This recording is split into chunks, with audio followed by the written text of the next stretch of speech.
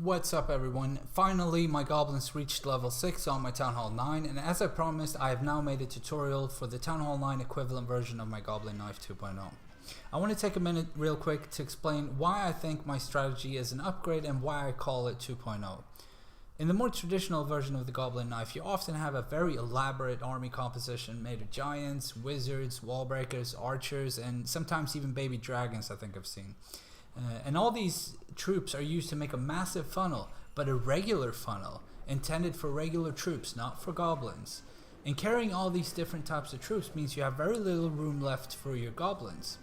Now the main reason behind the success of the Goblin Knife is the fact that goblins will always go for resource buildings. This means the regular funnel is never needed. All you have to do is a resource building funnel, which in many cases is so much easier and requires almost no troops at all. Now, since a resource funnel is easily done using goblins, I see no reason whatsoever to bring any other troops except for some giants in my clan castle for that little bit of distraction, which does help. Let's have a look at the army composition. Like I said, I only use goblins, so 220 goblins, and for the spells I have 1 rage spell for the core and 3 jump spells, but I rarely use more than 2. I also have a poison spell for dealing with clan castle troops, and as you can see I have level 8 giants in the clan castle, but that's only because I'm donating to myself. Don't worry, you would do completely fine with even very low level giants because they are only needed for a few seconds in the beginning. Both my heroes are up, but I won't be using any of them for any of the attacks, because that's one of the perks with this strategy, that you're able to do it while your heroes are continuously upgrading. Alright. Enough talking, let us jump right into the attacks and see how this is done. As you can see in my attack log, I've been very successful, but there is one attack where I did use my heroes, but it was a simple mistake. They really weren't needed, and I'll show you later. I'll show you the attack and you'll see how easily I could have done this using goblins instead. Anyway, let's start with the latest attack. Alright, I want to use this first attack to explain a little bit more in detail what you're going to look for and what steps you're going to take to be successful in these attacks. First, this base, I noticed that on the inside you have resource buildings in the corners. Just in the corners. There's nothing in between the corners. This means a funnel can be easily done on the inside. If I were to enter from this corner, then as soon as these buildings are clear, the goblins will head straight for the core. They will not go to the bottom or the top corner because the buildings in the middle are closer once I open up with a jump spell. And then of course a funnel has to be done on the outside as well, but for this corner that will only mean taking care of this mine right here. Other than that, there are no resource buildings on the outside that could make the goblins go sideways instead. So this corner and this corner has a dark drill. Since I decided to go from the 9 o'clock corner, really only because on the 3 o'clock corner you'll have to deal with a lot of resource buildings on the outside, I then decided to take this drill using a jump spell and a few goblins before the actual attack. So I drop a jump spell and I deploy a few goblins to get that drill, and in the process we lured the clan castle troops, which is no big deal at all. I mean, in these attacks we have more than enough time to deal with anything, so don't stress anything, don't rush things. Take your time, plan it, and then execute according to your plan. So I lure the clan castle troops to this top corner, and while doing it I cleared this gold mine, which I had to do for the actual funnel. And honestly, these troops, wizards, they're not capable of stopping a goblin knife, so if I weren't able to lure them out of the clan castle, they wouldn't have made any difference. They're not fast enough to stop a goblin knife. The only troops so far I've seen capable of doing so are Valkyries and balloons, and even they have difficulties in stopping goblins. So the jump spell goes out and towards the core. And this area right here might be a giant bomb, but that's no problem at all. The giants come out first, and then goblins in bursts, because we don't want the goblins to stack up too much, because then they become more vulnerable to wizard towers and this giant bomb right here. So you have the first goblins take care of the giant bombs, no problem. We have many goblins left, and they're more than enough to completely wreck the core. And you see that's just a few seconds and everything is gone. We've gotten all the dark elixir, and it was very easy. This next attack I'm going to show you is going to be a little bit more jump spell specific, and how to plan your entry towards the core. Like the previous attack, this attack has this base has dark elixir drills on opposite corners. So I will start in the same manner as before. I will use goblins and a jump spell to get this dark elixir drill, and then I will enter from this corner. But here, if I were to place a jump spell on top of this Tesla tower, then I would open up for these storages and these storages, and I don't want to do that because that is just too many resource buildings, and it will delay the goblins and it will spread them out and they'll be more vulnerable. So instead, I will only open to these top storages and then towards the core. In doing so, I will create a path from here over these storages to the dark storage, and then eventually towards the town hall and the clan castle. And as you can see in this corner, there are no other resource buildings that will make my goblins go here instead of the core. So let's start this attack. You'll see I drop a jump spell and a few goblins to get the drill. And once that is done, I'll have to look on the outside and see if there is any resource buildings that needs to be taken care of before I start. And there are. This elixir collector needs to be removed, and this gold mine. And that completes the outside resource funnel. And then I'm free to open up, as I said before, with a jump spell here in the corner, and creating a path via these storages towards the core. There goes the first jump spell and the second jump spell, and notice I didn't open for these storages. And then comes the giants and the bursts of goblins. First I send out a few goblins to take care of these collectors on the outside, and then a few more. And once I see that the path is clear, I send out all the goblins and then rage the core, and just a few seconds later everything will be gone. No problem. That's it.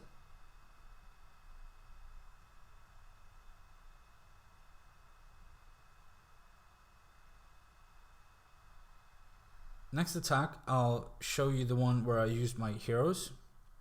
And this base is really good for the Goblin Knife because it's very compartmentalized, and we're able to take advantage of all the wall sections here to funnel our goblins towards the core. So I decided to enter from this side where the Dark Elixir storage is closest, and I'll be entering via these two compartments and the gold storage towards the core. Being very careful I don't open this section right here with the elixir storage, and on the other side another elixir storage, trying to put my jump spell right in between. And to do so I have to do a little bit of funneling on the outside. So I take care of the elixir collector and the gold storage on this side,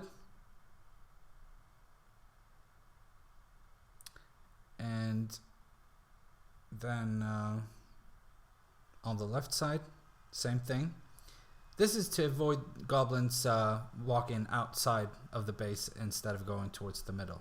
Now, here is where I did something where I forgot about the Dark Elixir drills. There are a lot of Elixir in the drills, and I completely forgot about them. I just went on with my main attack and used up all my goblins. But like looking at the Dark Elixir drills, you'll see that they are very easily destroyed just using a few goblins. So again, the jump spell in these two for these two sections, and then one towards the middle, avoiding the right and the left side where the elixir storages are. And then the goblins go out, and I see the path is clear. They took care of that giant bomb, so I send out the rest of the goblins and I rage the core, and boom, everything is gone. Here's where I realized my mistake. I forgot about the elixir drills, and just I didn't want to leave that that 1000 dark elixir, so I simply used my heroes to get the drills. But like I said before, you could have done this easily using goblins instead of heroes, but I just forgot. Next up, we have another replay showing the importance of jump spells. Here you see that the Dark Elixir drills are very exposed, so they're easily gotten using a few goblins. And then once that's done, let's just start the replay and then I'll pause it. Once that is done, we have a look at the core. Now, here, right next to the Dark Elixir storage, there's a gap, and potentially there could be 3 giant bombs here, and we want to avoid that area. Therefore, I decided to enter from the left side, completely removing the giant bombs out of the picture. That means I'm going to enter from this compartment. So to do so, I have to make a little bit of outside funneling, so I remove the gold storages here, the gold mines. And I also remove this elixir collector, just, it wasn't really necessary, but just to make it a little bit more effective. And then comes the jump spells, and this is very important. The outer jump spell has to open only this compartment, because if I were to open this compartment, then as soon as this gold storage is destroyed, and even probably before that, a lot of goblins will head towards this compartment, and I'm not going to be able to destroy the core. Same goes with this side. If I were to open for this gold storage, then a lot of goblins will go there, and I would ruin the attack. The second jump spell, I place it there, and you see I can't avoid opening up both of these side compartments, but I placed the jump spell to minimize the chance of the goblins going towards this compartment, because once the goblins have reached this gold storage, you'll see that the core is much closer, and even if they were to go from the outside all the way to the core, it would be a longer path for them to go towards these storages. So that's why I placed it like that. Okay, so beginning with the giants, and then a short burst of goblins.